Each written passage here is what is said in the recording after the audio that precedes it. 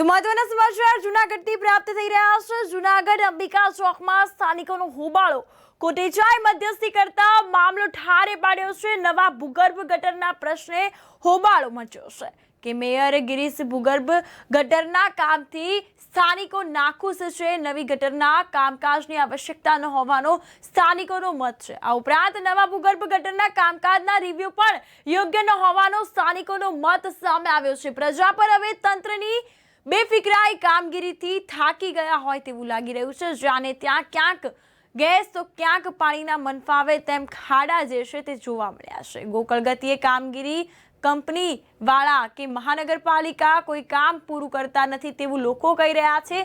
સ્થાનિકોમાં ભારે રોષની લાગણી હાલમાં જોવા મળી છે।